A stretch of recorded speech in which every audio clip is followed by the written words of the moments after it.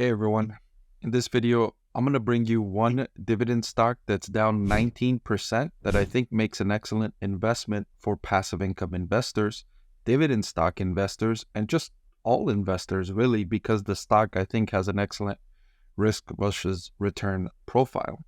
So I'm going to discuss what the stock is and the reasons why I like it, including revenue growth, profit margin, near-term prospects, and the reasons why the stock price is down, and then compare it against the valuation and elaborate on the reasons why I like the stock. I want to thank the Motley Fool for sponsoring this video. Visit fool.com/Parkev for the 10 best stocks to buy now. All right, so the stock I'm talking about is Home Depot. The Home Depot is down 19% off the high, and I think it's an excellent investment to buy today. The reasons why Home Depot is down 19% is a slowdown in home improvement. Let's take a look here. In the latest quarter, sales came in at $36.4 billion for the first quarter of 2024 for Home Depot, and that was down 2.3% year over year. Net earnings were down to $3.6 billion from $3.9 billion, so a little under 10% decrease for net profit. The CEO saying that the team executed at a high level and they continue to grow market share. So when sales are falling, but they're still growing market share, that means industry-wide sales are falling. But Home Depot's sales fell less than the industry did. The quarter was impacted by a delayed start to spring and continued softness in certain larger discretionary projects. That's not surprising. In the early stages of the pandemic, one of the surprising beneficiaries was home improvement. Surprisingly, this was not expected.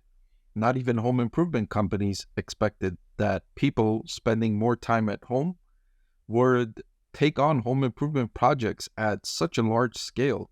Sales absolutely boomed for Home Depot and the industry overall. People painted rooms, they upgraded office space, they added outdoor areas. They did projects around the house because they were home. They had the benefit of stimulus checks, and they had time to invest in their homes. So now, as economies reopened, people are unleashing pent-up demand to get away from home. Travel, restaurants, that's where people's spending went in recent years since the reopening. It's understandable that the home improvement industry would face a bit of a pocket of lackluster growth. Now, longer term, the home improvement industry is in a strong position. One of the reasons is the kinds of things that Home Depot sells protects it from the Amazons of the world, right? Amazon will have a difficult time selling $30 pieces of plywood that need two people to ship to your home, right? You can't carry some of those big pieces of plywood with just one person unless you have expensive machinery in your Amazon truck that you can use to unload those pieces of plywood or drywall, things like big and bulky, right? Things that people go to Home Depot for, big and bulky items, or items that you need in an emergency, items that you need right now. Something broke in your bathroom, you need to fix it. You need that right now. You don't want to wait 2 days, right, without running water or without a working toilet, things of that nature, right? So it's somewhat protected against the Amazons of the world. And you can see that with its longer run revenue and profitability. It's one of the best performing brick and mortar businesses in existence. However, near term, it's going to be difficult, and that's why the stock price is down. But what management always says from Home Depot is the number one factor that causes people to spend money at Home Depot is the value of their homes. The value of their homes. Because when values of homes are rising, people feel like spending on their home is an investment, not an expense. They feel like if they go to spend $1,000 on some improvement, that they're building equity in their home. Whereas when home prices are falling, they feel like, oh man, I got to make this $1,000 expense now on my home when the price is already falling. I don't want to put more money into this, right? So Where have home values gone in the last 5 years, in the last 10 years? But since the great financial crisis, home prices have just absolutely gone upwards and to the right. Now, I will argue that's irrational. I would argue that homes are ridiculously overvalued. It's one of the most overvalued investments you can make right now is in real estate. Now, that's separate from a place to live, right? If you separate that out from investment and a place to live, homes as an investment, the most overvalued category I could think of, one of the most overvalued categories I could think of, single family homes in the Los Angeles area that are absolute fixer-uppers, like they're just in terrible shape. They are selling for $1.2 million for a 3-bedroom, 1,400 square foot house with a 6,000 square foot lot. If you walk 20 feet down the street, there's a homeless encampment. Those types of homes are selling for $1.2 million in and around the area of Los Angeles. So home values are ridiculously overvalued, and that's good news for Home Depot. It's not good news for home buyers, but it's great news for Home Depot because people feel like their homes are worth a lot of money and they will continue to spend money on their homes. Now, for the rest of 2024, Home Depot expects an improvement, right? The first quarter was down 2%, but for the full year, they expect to be up 1% in sales. That means the rest of the year is going to be much better than the first quarter. Gross profit margin of 34% and operating profit margin of 14%, and they're going to add approximately 12 new stores.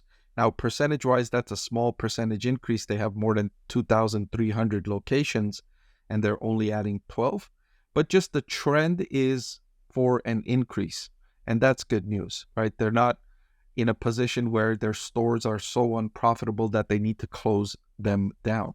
They're still in growth mode. Their revenue growth approaches, if you look at the revenue growth over the last decade, it approaches double digits. It's close to 8%. Now, the forward price to earnings for Home Depot is 21. It's fairly valued. Even after this stock price decline here, the stock price is not, I'm not calling the stock price ridiculously cheap, but I am saying that even at this fair value, it makes an excellent investment for dividend stock investors. Now, you might say the dividend yield is not that great with Home Depot, and I would agree with you. The dividend yield is not that great, but what I've been talking about with dividend stock investors and passive income investors is to look at the long term. Look at your future. It's easier to build an income for the future than it is to build an income for today. Work backwards and then come to today, right? If you're investing for retirement, let's say 40 years later, work from that point in time and come backwards. It's a lot easier to make those kinds of investments. You'll find a lot of undervalued opportunities in that way. If you're trying to make a lot of money for tomorrow, that's really difficult. But if you want to set yourself up for an opportunity to make a lot of money 10 years from now, that's a lot easier than trying to make a lot of money tomorrow. And I advise the same strategy with dividends.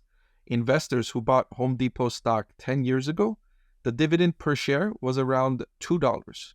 Those same investors are now getting a dividend per share of $8.52, more than 4 times the dividend per share in Home Depot stock, right? So 10 years ago, you would have looked at it and said, this dividend yield is not great, 1.5%, 2.5%, right? That's roughly where Home Depot has been on dividend yield. But if you look at the actual dividend per share, it has more than 4x in the decade.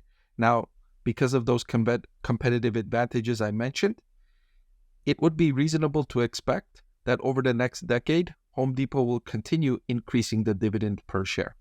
It might not increase by 4x, but it's reasonable to assume that it will increase over the next decade. That's because the company continues pumping out cash flow from operations that is growing meaningfully over the last 10 years. $21 billion in cash flow from operations in the latest trailing 12-month period.